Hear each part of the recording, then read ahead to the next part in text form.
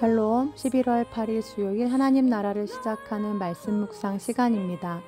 하나님께서 오늘 우리에게 주시는 말씀은 욥기 5장 1절에서 27절까지 말씀인데요. 젊은 삼누리 사순 순장님으로 섬겨주고 계시는 박유연 집사님께서 말씀을 봉독해 주십니다. 하나님의 말씀을 경청하십시오. 너는 부르짖어 보라. 내게 응답할 자가 있겠느냐? 거룩한 자 중에 내가 누구에게로 향하겠느냐? 분노가 미련한 자를 죽이고 시기가 어리석은 자를 멸하느니라. 내가 미련한 자가 뿌리내리는 것을 보고 그의 집을 당장에 저주하였노라.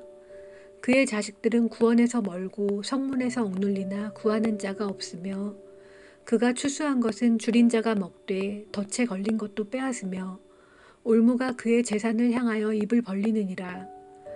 재난은 티끌에서 일어나는 것이 아니며 고생은 흙에서 나는 것이 아니니라. 사람은 고생을 위하여 났으니 불꽃이 위로 날아가는 것 같으니라. 나라면 하나님을 찾겠고 내 일을 하나님께 의탁하리라. 하나님은 헤아릴 수 없이 큰 일을 행하시며 기이한 일을 셀 수 없이 행하시나니 비를 땅에 내리시고 물을 밭에 보내시며 낮은 자를 높이 드시고 애곡하는 자를 일으키사 구원에 이르게 하시느니라. 하나님은 교활한 자의 계교를 꺾으사 그들의 손이 성공하지 못하게 하시며 지혜로운 자가 자기의 계략에 빠지게 하시며 간교한 자의 계략을 무너뜨리심으로 그들은 낮에도 어둠을 만나고 대낮에도 더듬기를 밤과 같이 하느니라. 하나님은 가난한 자를 강한 자의 칼과 그 입에서 또한 그들의 손에서 구출하여 주시나니 그러므로 가난한 자가 희망이 있고 악행이 스스로 입을 다무느니라. 볼지어다 하나님께 징계받는 자에게는 복이 있나니 그런즉 너는 전능자의 징계를 업신여기지 말지니라.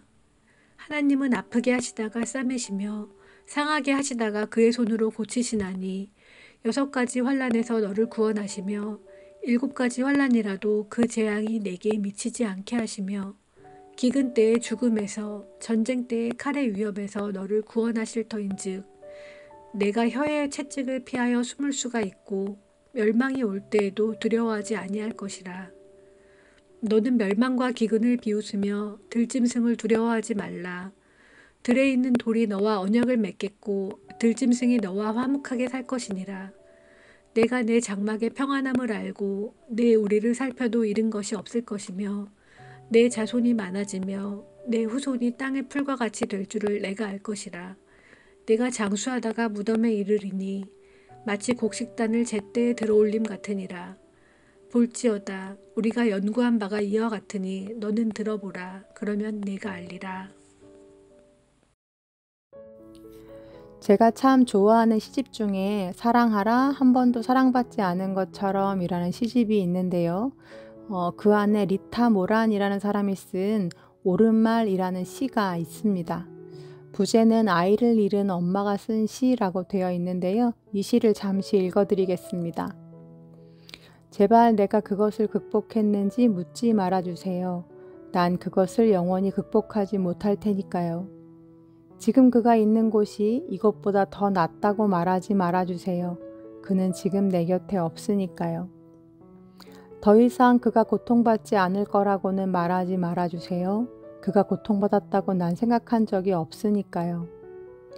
내가 느끼는 것을 당신도 알고 있다고는 말하지 말아주세요. 당신 또한 아이를 잃었다면 모를까요? 내게 아픔에서 회복되기를 빈다고 말하지 말아주세요. 잃은 슬픔은 병이 아니니까요. 내가 적어도 그와 함께 많은 해들을 보냈다고는 말하지 말아주세요. 당신은 당신의 아이가 몇 살에 죽어야 한다는 건가요? 내게 다만 당신이 내 아이를 기억하고 있다고만 말해주세요. 만일 당신이 그를 잊지 않았다면. 신은 인간에게 극복할 수 있는 만큼의 형벌만 내린다고는 말하지 말아주세요. 다만 내게 가슴이 아프다고만 말해주세요. 내가 내 아이에 대해 말할 수 있도록 단지 들어만 주세요. 그리고 내 아이를 잊지 말아주세요. 제발 내가 마음껏 울도록 지금은 다만 나를 내버려둬 주세요. 네, 이런 시입니다. 오늘의 본문인 욥기 5장은 어제 김영하 목사님이 전해주신 욥기 4장과 계속 연결이 되는 말씀인데요. 욥의 친구였던 엘리바스가 욥이 겪는 고난과 고통에 대해 위로를 전하면서 한 말들이 적혀져 있습니다.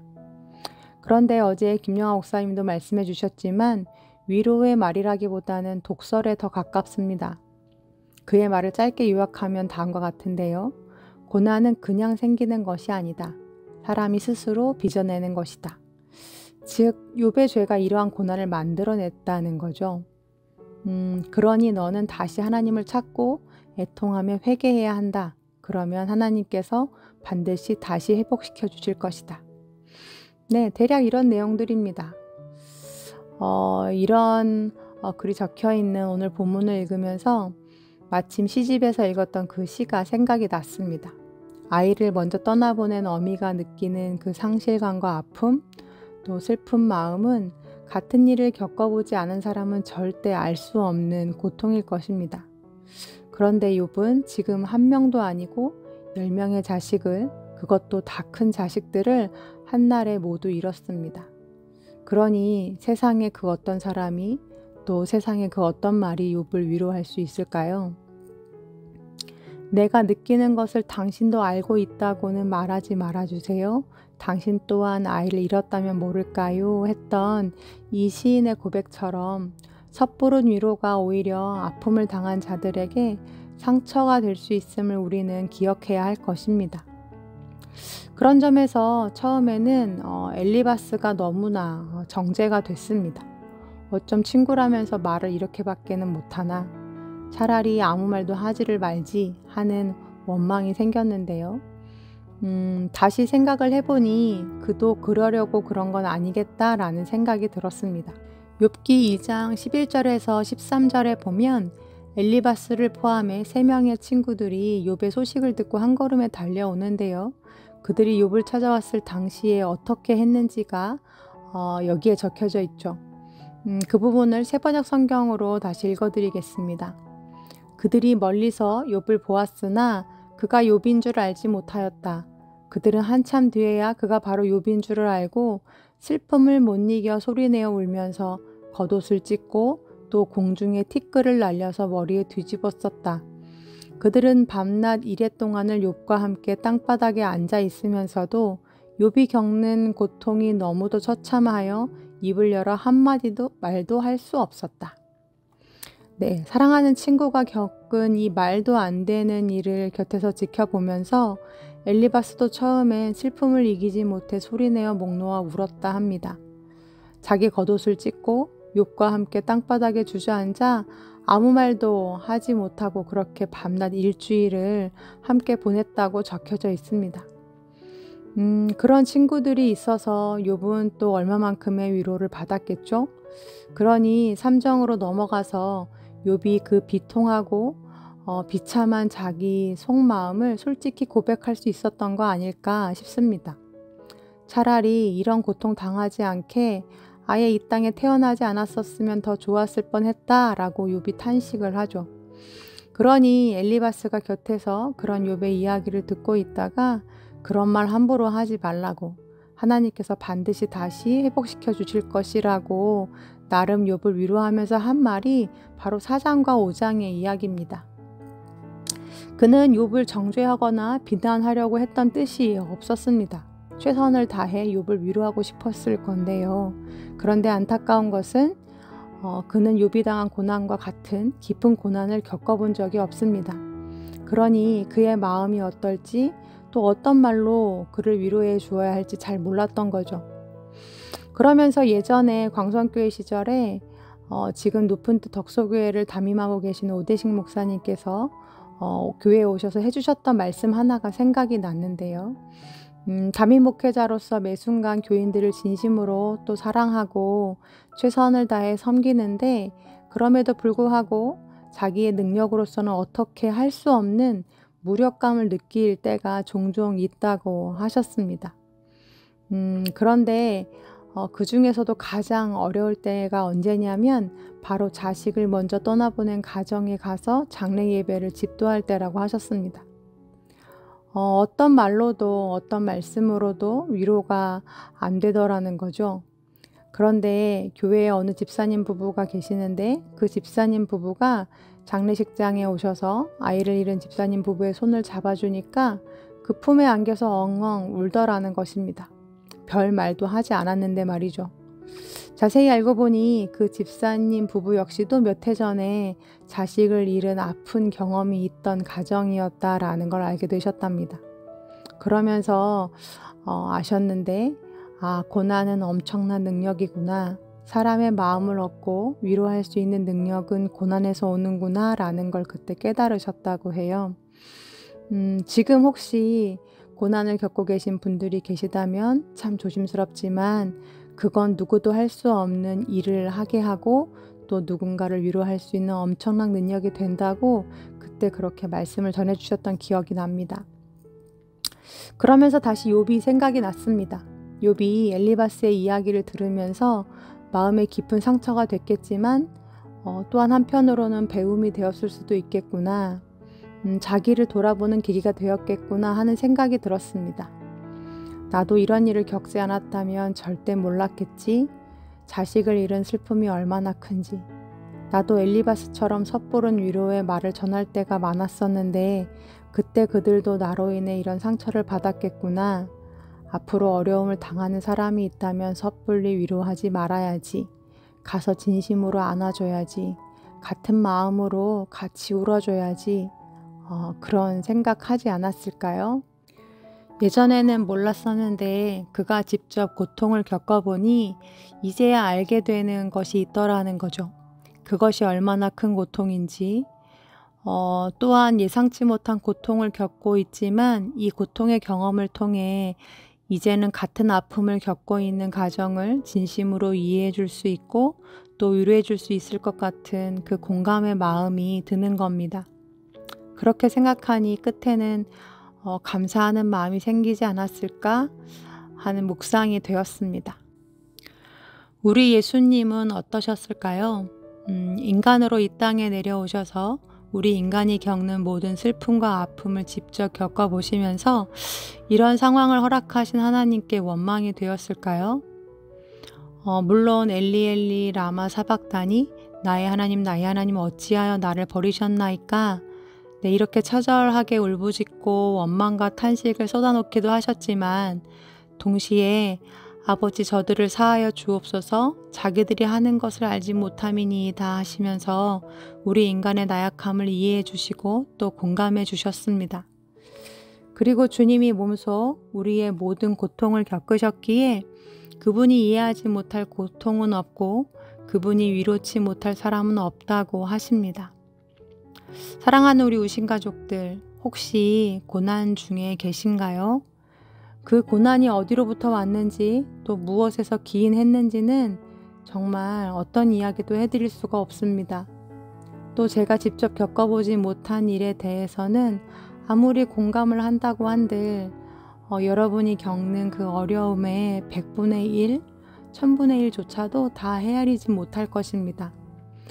하지만 우리 주님은 하실 수 있습니다. 배신도 당해보셨고 버림도 받아보셨으며 지키고 싶은 사랑하는 사람을 먼저 떠나보내기도 하셨고 세상에 혼자 버려진 듯 외롭고 답답하고 슬픈 삶도 살아보셨습니다. 그리고 결국엔 억울하게 십자가에 달리기까지 우리 사람들이 겪을 수 있는 모든 고통을 다 경험해 보셨습니다. 주님이 우리에게 그 누구도 할 수 없는 위로가 되어주셨듯이 여러분의 지금의 이 깊은 고난이 결국엔 같은 고난을 겪는 그 누군가를 위로하는 힘이고 또 능력이 될 것이라 믿습니다. 엘리바스는 갖지 못했지만 욥은 가졌던 그 능력 말입니다. 그저 주님이 여러분에게 위로가 되어주시기를 간절히 기도합니다. 그리고 그 고난을 지나 상처 입은 치유자가 되어 또다시 누군가를 위로할 수 있는 주님의 도구요 손길이 되어지기를 간절히 기도합니다. 아멘. 함께 기도하시겠습니다. 하나님, 약함이 능력이라 하셨던 말씀이 기억이 납니다. 깊은 고통 가운데 있을 때는 몰랐는데 그 고통을 빠져나와 뒤를 돌아보니 그것이 누군가를 위로하고 또 누군가의 마음을 얻는 놀라운 능력이 된다는 걸 가끔 깨닫습니다. 하나님, 우리가 겪어보지 못한 일들에 대해 섣불리 위로하지 않게 하시고 오히려 우는 자들과 함께 울고 웃는 자들과 함께 웃는 하나님의 마음을 부어 주옵소서. 혹여 이 시간 아무도 해결해 줄 수 없는 아픈 마음 가운데 있는 성도님들 계시다면 그 모든 아픔을 이해하실 수 있는 주님께서 찾아가 친히 위로해 주시고 만져주시기를 간절히 원합니다. 그리고 우리 성도님들이 겪는 그 삶의 고통이 또다시 누군가를 보듬고 살리며 회복시키는 아버지의 능력이요 손길이 되게 하여 주옵소서. 예수님의 이름으로 기도합니다. 아멘. 이후로 들으실 곡은 오늘 말씀을 봉독해 주신 박유현 집사님께서 신청해 주신 찬양인데요. 먼저 집사님 보내주신 사연 읽어드립니다.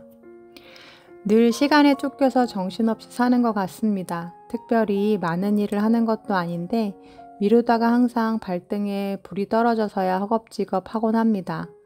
이 나이 되도록 시간 관리 하나 못하고 끌려다니는 스스로가 한심합니다. 수십 년간 수없이 후회하고 다짐하고 나름 노력해봤지만 고치지 못했습니다. 하나님 앞에서도 늘 같은 모습입니다. 이 핑계 저 핑계로 기도하지 않고 뭐든 내 뜻대로 하고 하나님은 우선순위에서 한참 멀어져 있습니다. 왜 매번 같은 실수를 하고 같은 죄를 저지르고 같은 후회를 할까? 스스로도 나 자신을 이해할 수 없고 용납할 수 없을 때가 많습니다. 그럼에도 불구하고 하나님은 부족한 나를 품어주시고 여전히 사랑해 주심을 믿기에 한심한 모습으로도 뻔뻔하게 아버지라 앵길 수 있는 것 같습니다. 사람이라면 진작 실망하고 손절했을 저를 버리지 않으시고 그럼에도 불구하고 안아주시는 하나님이 계셔서 참 좋습니다 라고 보내주시면서 시와 그림에 그럼에도 불구하고 라는 찬양 신청해 주셨어요. 아마도 내용은 다 다르지만 집사님뿐만 아니라 우리 모두에게 그럼에도 불구하고의 아버지의 사랑이 다 있지 않을까 싶습니다. 오늘도 우리의 모든 연약함을 덮어주시는 하나님의 넉넉한 사랑으로 너그러이 나를 용납하고 또 남을 용납해주는 그런 하루가 되면 어떨까요? 그럼 함께 집사님 추천해주신 찬양 들으시겠습니다.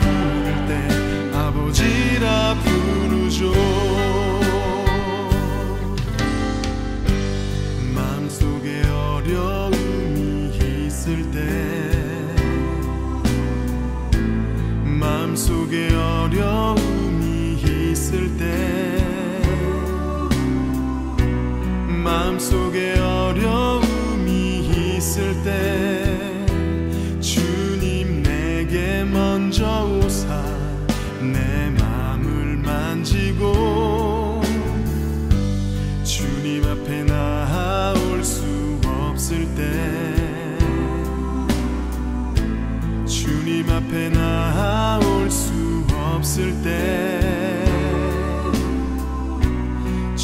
앞에 나올 수 없을 때